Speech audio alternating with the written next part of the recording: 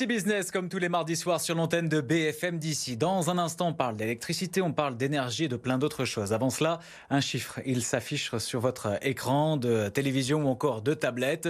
Ce chiffre, c'est 200 millions. L'épisode de gel qui a touché les agriculteurs français au mois d'avril 2021, réduisant à néant de nombreuses récoltes, notamment dans les Alpes du Sud, va coûter plus de 200 millions d'euros. Groupama, l'assureur des agriculteurs et du monde rural, en mai dernier, l'assureur misait sur une somme 2 fois moins importante. Cet épisode devient par conséquent le plus coûteux pour Groupama. Nos invités ce soir sur l'antenne de BFM d'ici, il y en a deux. Il y a tout d'abord Jean-Claude Doux, président de Simenergie 05. Bonsoir. Bonsoir. Merci d'avoir accepté notre invitation sur l'antenne de BFM d'ici. Et Stéphane Raisin, directeur général du syndicat Mix Électricité des Hautes-Alpes. Bonsoir. Bonsoir. Merci beaucoup, messieurs. On va commencer avec vous, monsieur Raisin, si vous le voulez bien.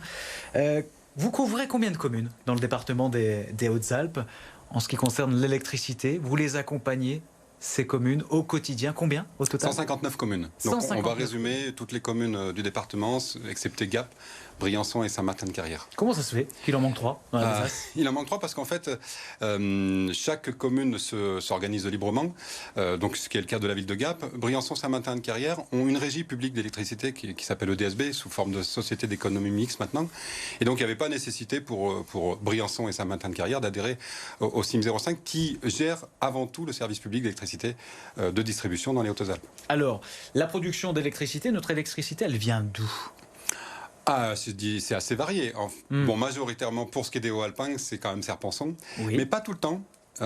Puisque Serre-Ponçon est plutôt calé sur la pointe nationale, donc il est piloté par Paris, ce qui veut dire qu'en fait Serre-Ponçon, surtout en hiver, s'allume, on va dire turbine le soir pour s'éteindre au milieu de nuit, pour à nouveau turbiner le matin quand finalement les Français se réveillent.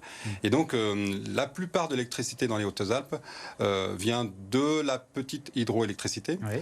De l'énergie photovoltaïque qui est non négligeable maintenant, et puis surtout de l'énergie qui vient du sud, Martigues ou Gardanne, qui sont des turbines à gaz. Jean-Claude Doux, je me tourne vers vous. Comment fonctionne Territoire d'énergie?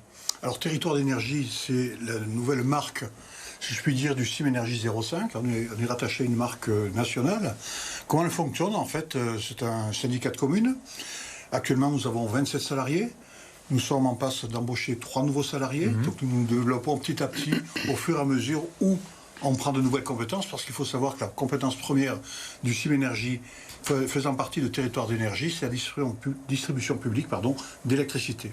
Depuis 2015, donc en parallèle de la discussion sur la loi sur la transition énergétique pour la croissance verte qui a eu lieu au Parlement, nous nous sommes engagés, nous aussi, dans la transition énergétique, en mettant en place et en prenant de nouvelles compétences.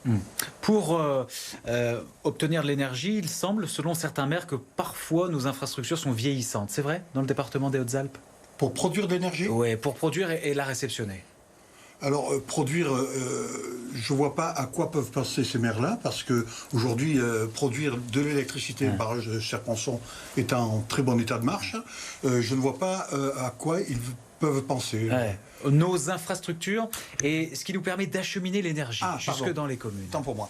Alors, donc effectivement, les réseaux, il y a des choses à on a eu un très bel exemple avec le problème de la Haute-Durance, où il a fallu remplacer un réseau qui avait 60-70 ans. Il était nécessaire effectivement de le remplacer parce qu'il était beaucoup trop âgé. Donc il a été remplacé par certains secteurs par une 225 000 volts et par d'autres secteurs tels que l'Embruneux par 2 lignes 225 000 volts en aérien. Mais en parallèle, il y a 250 000 volts qui ont été effacés et 263 000 volts et une 150 000 volts qui ont été effacés, dont le réseau a disparu. Jean-Claude Doux, quels sont les avantages des communes qui profitent de Territoire d'énergie et donc des services de Simenergie 05? C'est énorme. C'est énorme parce qu'aujourd'hui, Territoire énergie SIM 05 a une vraie ingénierie en interne, puisque nous avons des ingénieurs, des techniciens qui sont rodés à tous les problèmes énergétiques, aux problèmes aussi, bien entendu, de ce que nous faisons depuis très longtemps, c'est-à-dire donc la distribution publique d'électricité. Donc déjà, à ce niveau-là, les communes ont intérêt, et le font d'ailleurs, ils se retournent et viennent nous voir. Ensuite, c'est vrai que c'est une fantastique, d'ailleurs c'est une fantastique boîte à nouvelle idée, le Simenergie 05, parce que essentiellement nous avons d'abord des employés qui sont très très jeunes, qui ont envie de se battre, qui ont envie de travailler dans les nouvelles idées. Et donc les communes savent, parce qu'au travers de... En fait, on est organisé d'une manière un petit peu compliquée, mais pour résumer, notre implantation territoriale, c'est 9 collèges qui sont calés sur les communautés de communes.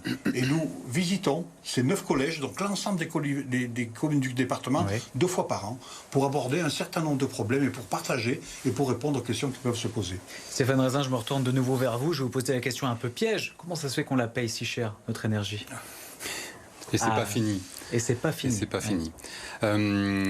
Déjà, tout a un coût, c'est évident.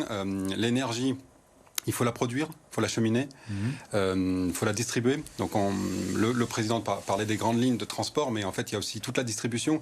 C'est la pieuvre électrique qui va jusqu'à la maison, hein, jusque dans les immeubles et chez monsieur et madame tout le monde. Et donc tout ça, c'est un coût public déjà. Et puis finalement, cette énergie, en fait, elle est aussi calculée par rapport à une spéculation sur les marchés européens. Et donc elle est calculée à la dernière centrale qui démarre. Et donc si c'est du charbon, je vous fais pas un grand dessin, ou si c'est du gaz en ce moment avec la géopolitique européenne et internationale, on voit bien ce qui se passe par rapport à la crise ukrainienne et les Allemands qui n'ont pas souhaité cet hiver, un bel exemple de cet hiver, souhaité mettre en place un gros pipe, donc un gros tuyau de gaz qui alimentait le nord de l'Europe. La moralité, donc c'est un pipe qui alimente depuis la Russie. La moralité de cette crise qu'on subit tous, hein, et on ne connaît pas l'issue d'ailleurs, fait que ça a un impact direct sur le prix de l'électricité en France et jusque dans nos communes. Chez monsieur et madame tout le monde peut-être moins parce que y a le tarif régulé, donc finalement l'État régule et plafonne le tarif. Par contre, tout ce qui est mis à la concurrence subit finalement cette aléa du marché. Et donc cette électricité, elle est soumise à la conjoncture politique et économique. Et c'est pas forcément, je vais pas jouer les Cassandres, hein, ni les oiseaux de mauvais augure, mais c'est pas forcément facile de prévoir ce qui va se passer. Par contre, on connaît aujourd'hui l'enjeu fort sur les produits pétroliers. Et malheureusement, l'électricité en Europe est quand même encore majoritairement produite à base de produits carbonés et non pas ni d'énergie nucléaire, ni d'énergie renouvelable. Il nous reste moins de 30 secondes, le temps passe vite. Jean-Claude Dou, une dernière question. Les bornes électriques, il y en a de plus en plus dans le département des Hautes-Alpes et ça va continuer ? Oui, parce que, d'ailleurs ça fait partie d'une des nouvelles compétences obligatoires qu'a le CIM, hein, c'est la mise en place de bornes de recharge pour véhicules électriques. Il faut savoir qu'il y a 6-7 ans, il était prévu un corridor par l'État, et dans ce corridor, pour les bornes de charge de véhicules électriques, aucune borne n'était prévue entre Grenoble et Manosque.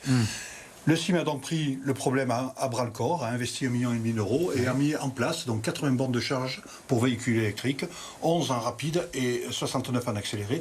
Et bien entendu, aujourd'hui, ce n'est plus nous qui gérons, puisqu'on a remis ce bien dans le cadre d'un marché, mais en tout état de cause, on va encore développer les bornes sur le territoire qui, je le rappelle, l'Europe préconise une borne tous les 60 km, la région préconise une borne tous les 100 km. Sur le département, nous avons une borne tous les 25 km. Merci beaucoup, Jean-Claude Dou, Stéphane Raisin, d'avoir été nos invités ce soir sur l'antenne de BFM d'ici. D'ici Business est à présent terminé. On se retrouve la semaine prochaine pour un nouveau numéro.